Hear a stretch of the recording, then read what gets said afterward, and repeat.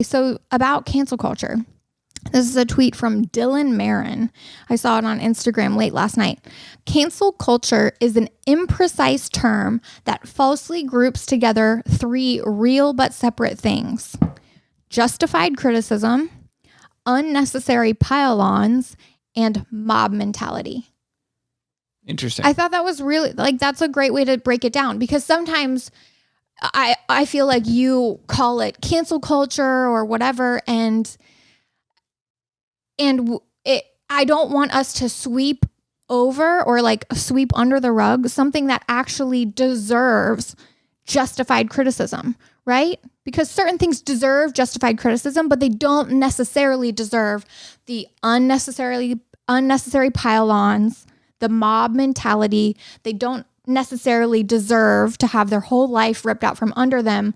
I think we need to allow people the space to acknowledge their actions, learn and grow from past mistakes, and do better in the future. Right, which doesn't exist in cancel culture. It does not exist. There is no jury. There is no judge laying down proper settlements. What happens is there's just a subsegment of people, very small percentage, that get their rocks off by tweeting to advertisers. If our advertiser was Dove, say Dove is our advertiser. They're very female empowerment, right? You could whatever. And I'm here saying that locker room. What they hear from me is that saying that locker room talk is okay.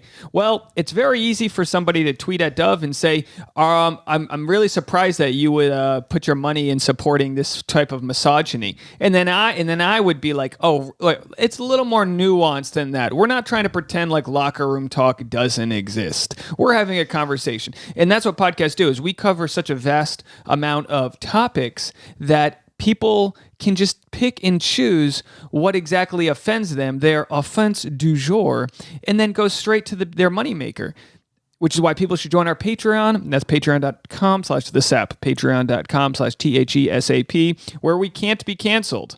Actually, some people are actually canceled from Patreon, but that's like the Alex Joneses of the world. Some people, Patreon has cut them out. But anyway, yeah, your points are right. That is, and I said this in my Jenna Marbles video I just released on YouTube, where she was sort of canceled. She basically just decided to quit YouTube. She's a multimillionaire who made her following by making stupid videos that were like, men are like this, women are like this. Totally fine. She actually did a blackface video that she had taken down years ago that, of course, she had to re-apologize for. A lot of re-apologizing seems to be the thing you have to do. You'll apologize, then the next generation finds it, then you got to apologize again. It's like, look, she did blackface in 2011, okay?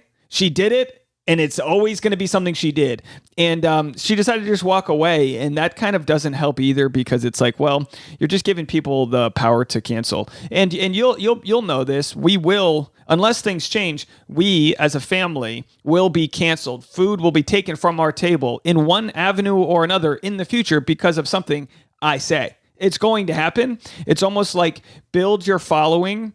And I'm not controversial, but you've seen me get publicly shamed before, and I'm a pretty much like, if I'm on that, I'm level on that seesaw. I am level. I'm not trying to weigh it down or go up. I want to hear your opinion. I mean, even though I might be shitty at interviewing, I might interrupt, I might ramble, all those things, but I've got the altruistic desire to know what pisses you off, what you're fighting for, and knowing where I come from and my place of privilege, trying to look at your place of privilege, all this jazz. So it's about kind of building your defense, being a better person at like knowing your points of view and your conviction. What I don't want to ever be canceled for something that I don't truly believe in.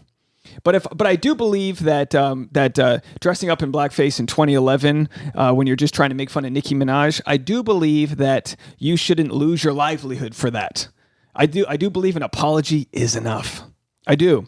And my whole point with that video is that there are 3 different levels of murder. There is manslaughter, first degree and second degree. It's different in every state. Sometimes they call whatever. The point is, if you're drunk driving and run somebody over, it is not as bad as buying a gun and having a plan to go shoot up a school. They are different crimes.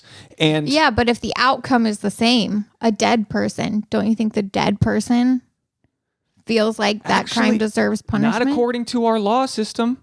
According to our law system, it's like accident. You guys got in a fist fight.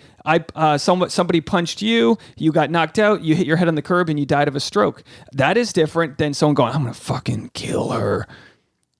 That's just different. Of course it is. Yeah. It's one is sinister and one is a shitty mistake. Argue with you about that. I do think that, it's like we can't predict the future. Sometimes, here's the thing. I don't even want to get into the blackface thing, but in 20 years ago, people didn't feel the same way about it than they do now. It doesn't make it right. I wish that we knew better, people knew better, that we could see the future.